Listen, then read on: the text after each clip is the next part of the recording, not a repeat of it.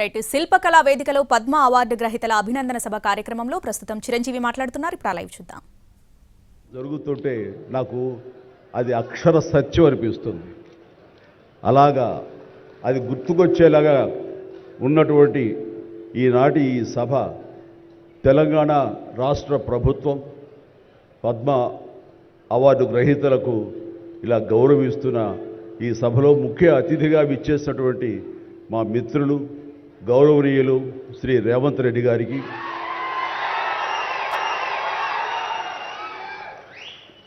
మరొక సోదర సమానులు ఉప ముఖ్యమంత్రి బట్టి విక్రమార్క గారికి, ఈనాటి ఈ సభాధ్యక్షులు జూపల్లి కృష్ణారావు గారికి, మా సినిమాటోగ్రఫీ మినిస్టర్ కోమటిరెడ్డి వెంకటరెడ్డి గారికి, మరొక మిత్రులు మంత్రివర్యులు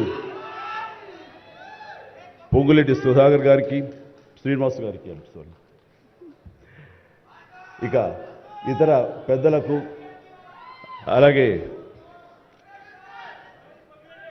సిఎస్ చీఫ్ సెక్రటరీ శాంతకుమార్ గారికి, ఇతర అధికారులకు, ముఖ్యంగా ఈ సభ ఇంత నిండుదనంగా ఇంత హుందాగా ఉంది అంటే కారణం తెలుగుదనానికి, తెలుగు వేష భాషలకి హుందాతనం తీసుకొచ్చి తెలుగుదనానికి నిలువెత్తు నిదర్శనంగా నిలబడి ఉండేటటువంటి గొప్పవారు, మేము ఆరాధించేవాళ్ళు మన మాజీ ఉపరాష్ట్రపతి శ్రీ వెంకయ్య నాయుడు గారికి, ఇక్కడ విచ్చేసినటువంటి ఆహ్వానితులకు, కళాభిమానులకు, సినీ అభిమానులకు, నా అభిమానులకు అందరికీ హృదయపూర్వక నమస్కారాలు తెలియజేసుకుంటాను.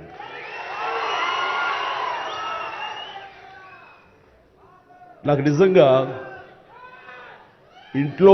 మా ఇంట్లో అడిగారు, పద్మ విభూషణ్ అవార్డు అనౌన్స్ చేయగానే చాలా ఆనందంగా, ఎంత ఆనందపడుతున్నారు ఏంటంటే, నిజంగా పద్మభూషణ్ అవార్డు వచ్చినప్పుడు నాకు ఉన్న ఆనందం అంతా ఇంత కాదు.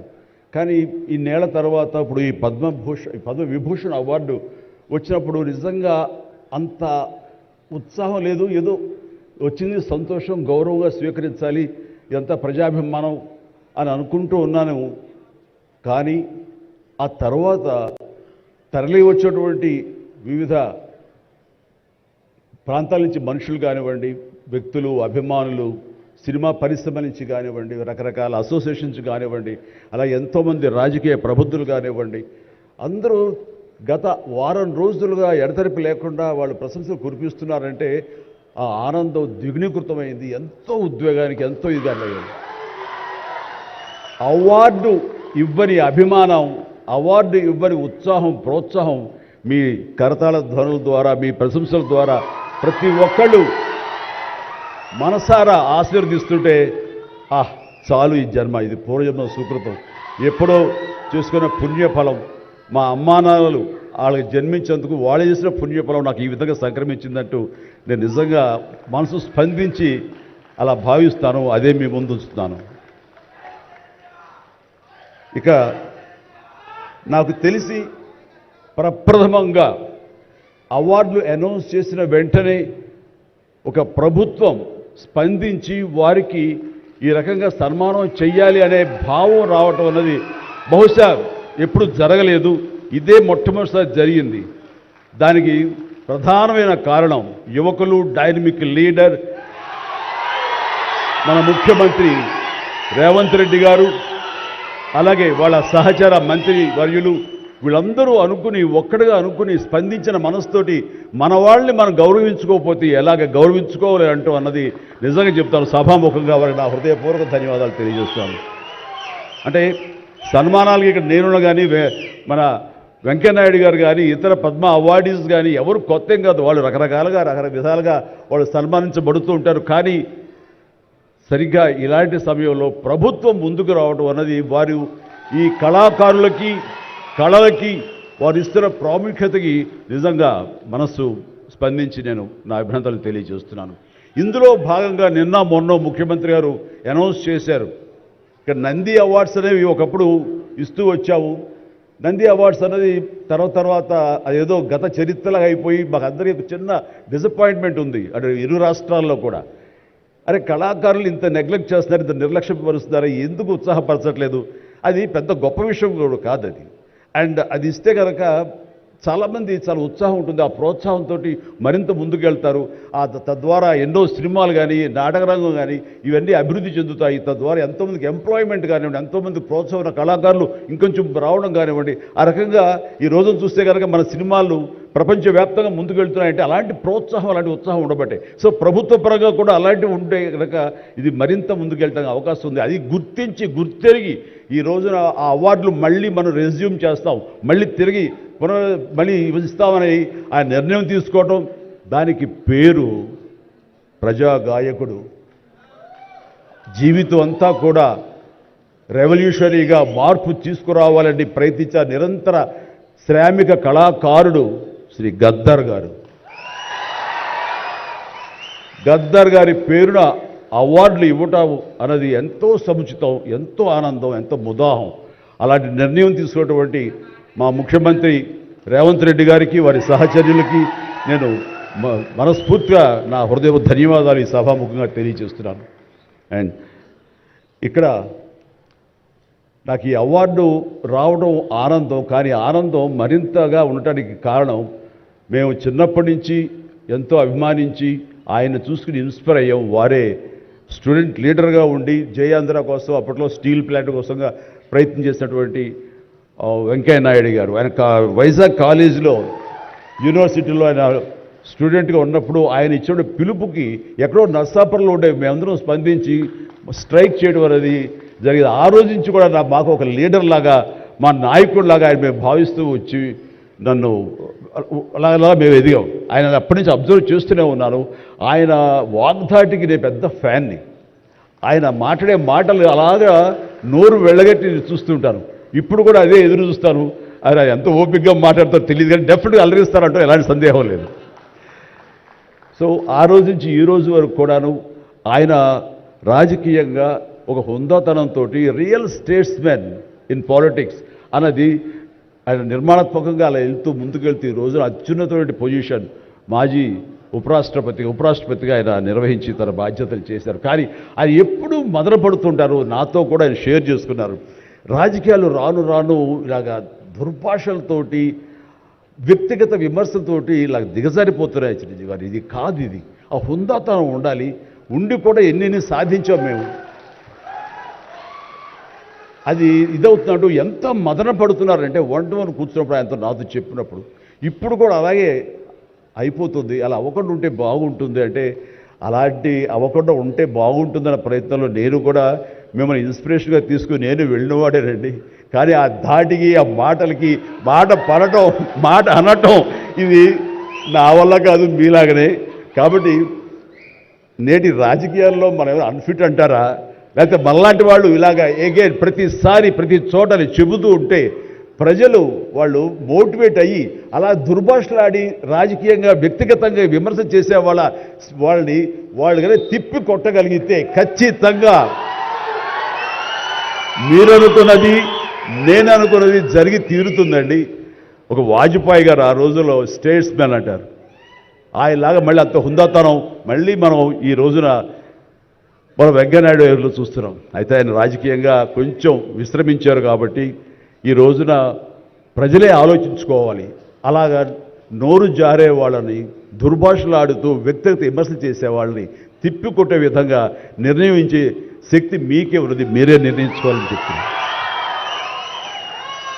ఈ రోజున రకరకాల రంగాలకు సంబంధించినటువంటి గొప్ప గొప్ప వ్యక్తులు వాళ్ళు గుర్తింపు వస్తుందా రాదా అని కాదు, అది వాళ్ళ ఇంట్రెస్ట్ కొద్ది. ఈ రోజున ఇక్కడ ఒక్కొక్కరు శిల్పకళాకారులు ఉన్నారు, అలాగే కొన్ని art forms of village rural సంబంధించిన వాళ్ళు ఉన్నారు, సమయ గారు ఇట్లాగా, అలాగే రకరకాల కవులు ఉన్నారు. వీళ్ళందరూ కూడాను ఆ పని చేసుకుంటూ వెళ్ళిపోయి అదే మా జీవితం, అదే మా ధ్యేయం అంటూ అలా ముందుకు వెళ్ళిపోయే దీంట్లో ఈ రోజున ప్రభుత్వాలు గుర్తించి వాళ్ళకి పద్మశ్రీ అవార్డులు ఇవ్వటం అన్నది, పద్మ అవార్డుతో గౌరవించుకోవడం అన్నది ఈ సందర్భంగా నేను వాళ్ళ గుర్తించినటువంటి భారత కేంద్ర ప్రభుత్వానికి నేను మనస్ఫూర్తిగా నా అభినందనలు తెలియజేస్తాను, నా సంతోషాన్ని వ్యక్తపరుస్తాను. దీనికి మరీ ముఖ్యంగా మన ప్రియతమ నరేంద్ర మోడీ గారు ప్రధానమంత్రి, ఆయన దీన్ని గుర్తించి అలాగా ఇవ్వడం జరిగింది. ఇక్కడ ఒక విషయం చెప్పొచ్చో చెప్పకూడదో తెలియదు, కానీ ఒక విషయం చెప్తాను.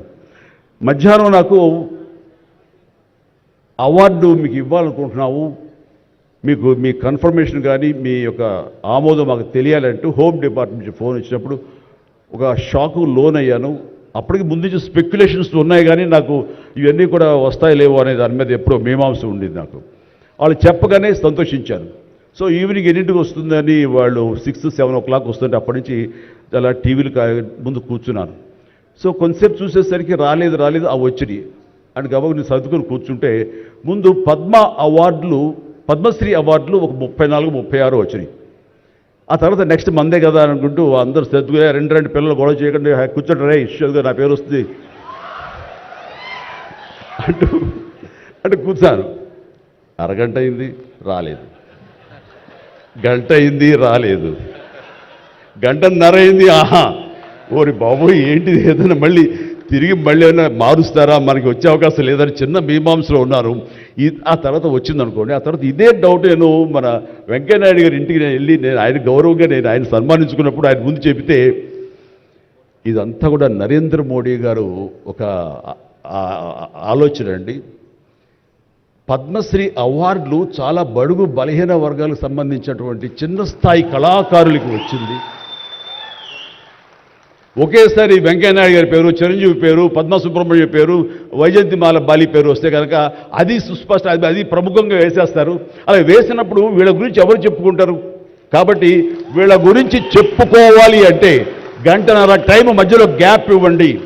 గంటన్నర వరకు వాళ్ళ గురించి చర్చ జరుగుతుంది. వాళ్ళు ఎవరు అంటారు, ఇక్కడ సమ్మయ్య ఎవరు, ఆచార్య గారు ఎవరు, ఇలా పేర్లని చెప్పుకుంటూ వాళ్ళ గురించి ఆలోచిస్తారు, చర్చించుకుంటారు. వాళ్ళకి గుర్తింపు వస్తుంది.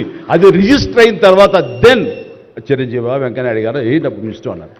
అది నిజంగా గొప్ప ఆలోచన, గొప్ప ఇది. వారి గురించి తెలుసుకున్న తర్వాత నాకు నరేంద్ర మోడీ గారి మీద గౌరవం మరింత పెరిగింది ఆయన ఆలోచించి. సో ఇలాంటి సన్మానం జరగటం అన్నది నాకు నిజంగా అత్యంత గౌరవంగా భావిస్తాను. నా జన్మ సార్థకమైందని భావిస్తున్నాను. ఎన్నో కార్యక్రమాలు చేశాను. ఇది సినిమాల్లో రాణించినా కూడా సినిమాల్లో ఎంతో ప్రప్రథమ స్థానంలో ఎన్నో సంవత్సరాలు దశాబ్దాలుగా ఉండటమే కాకుండా ఆర్టిస్ట్కి సామాజిక బాధ్యత, సామాజికటువంటి సేవ చెయ్యాలి. అది నేను అనుకోను కాదు, ఏమీ కాదు, నాకు అనిపించి నా అభిమానులు అందరూ కలిపి వాళ్ళు ఎంతసేపటికి సినిమా థియేటర్లకో వాల్ పోస్టర్లకో పాలాభిషేకాలకో వీటి కొట్టుకోవడాలు వీటికి ఉండేటటువంటి కల్చర్ని మనం మార్చాలి అనే ఉద్దేశంతో వీళ్ళందరూ శక్తివంతులు. ఇలాంటి శక్తిని అన్గైడెడ్ మిస్సైల్లా ఉండకుండా దీని అన్నింటి ఛానలైజ్ చేస్తే కనుక వీళ్ళ చేత సత్కార్యాలు మనం చేయించుకోవచ్చు అనే భావం నాకు లేట్ 90s వచ్చింది. అందులో భాగంగా ఆ రోజున బ్లడ్ దొరకక ఎంతోమంది మరణిస్తున్నారని తెలిసిన తర్వాత ఇంతమంది ప్రజానీకం ఉండి కేవలం బ్లడ్ అనేది హాస్పిటల్లోనో లేకపోతే ఫార్మస్యూటికల్స్లోనో దేడు దొరకదు మనకి. అది ఇంకో మనిషికి ఇస్తేనే దొరుకుతుంది. అలాంటిది మనుషుల్లో ఇన్స్పైర్ చేయక వాళ్ళు స్పందింపచేసే విధంగా ఎవరు ముందుకు రాక జరుగుతుంది. కాబట్టి నేను ఎందుకు చేయకూడదు? నా అభిమానులు అనేవాళ్ళు ప్రాణం ఇస్తామంటారు. ప్రాణం వద్దు, రక్తం ఇవ్వండి అంటూ నేను 25 సంవత్సరాల క్రితం ఇక్కడ బ్లడ్ బ్యాంక్ పెట్టిన తర్వాత ఈ ఉత్సాహం ఏమైనా పొంగులాగా ఉండి తర్వాత చల్లబడిపోతుందా అని అనుకున్నాను, కానీ లేదు, ఒక జీవనదిలాగా సాగుతూనే ఉంది.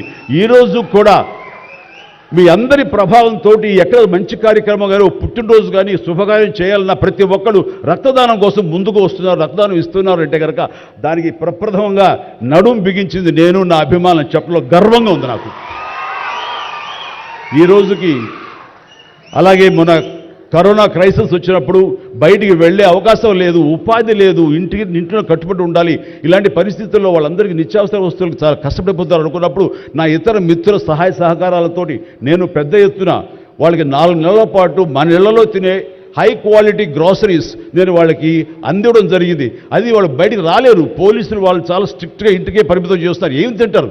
అప్పుడు నా అభిమానులు నేను ప్రోత్సహించి వెళితే నా అభిమానులు ప్రతి ఇంటికి వెళ్ళి ఆ బ్యాగ్స్ ఇచ్చేవాళ్ళు. అది గొప్పగా నాకు ఎంతో సంతృప్తి ఇచ్చింది.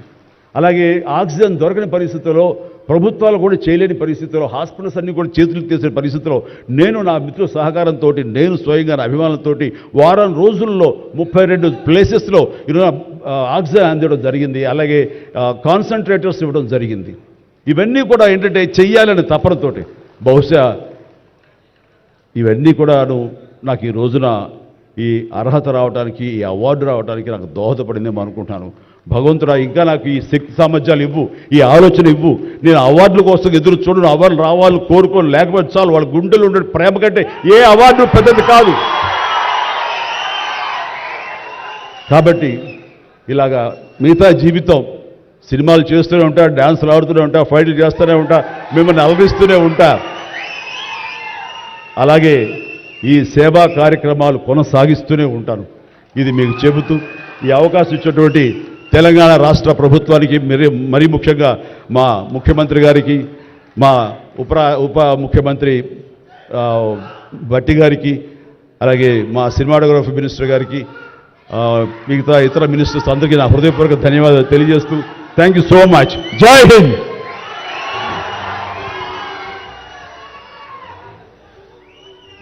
సిఎస్ఆర్ అన్న 3 అక్షరాలకి కార్పొరేట్ సోషల్ రెస్పాన్సిబిలిటీ అన్న ఫుల్ ఫామ్ అందరికీ తెలుసు.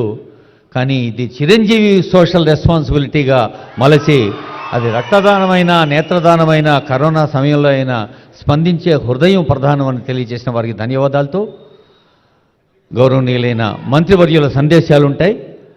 I request honourable minister for revenue, housing, అలాగే ప్రజా సంబంధాల శాఖ మంత్రులు పొంగులేటి శ్రీనివాసరెడ్డి గారి సందేశం.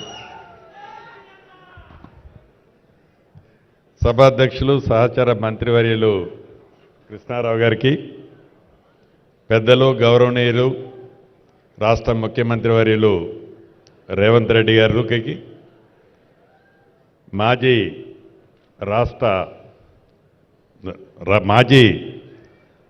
ఉపరాష్ట్రపతి గారికి వెంకయ్యనాయుడు గారికి, అదే రకంగా మెగాస్టార్ చిరంజీవి గారికి, ఉప ముఖ్యమంత్రి బట్టి విక్రమార్క గారికి, మా సహచర మంత్రివర్యులు కోమటిరెడ్డి వెంకటరెడ్డి గారికి, సిఎస్ గారికి, అధికారులకు, అదే రకంగా పద్మశ్రీ గ్రహీత తెలంగాణ రాష్ట్రంలో వివిధ కళల్లో సాధించిన 6 పెద్దలున్నారు.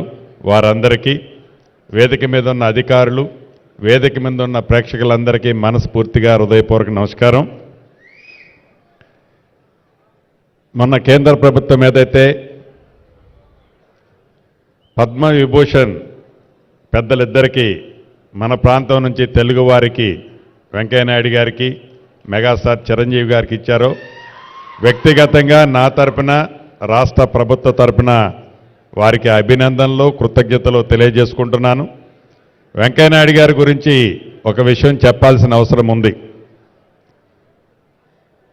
16వ పార్లమెంటు సమావేశాల్లో వెంకయ్యనాయుడు గారు ఆనాడు కేంద్ర మంత్రివర్యులుగా ఉన్నారు. నేను సభ్యుడిగా, ఎంపీగా ఉన్నాను.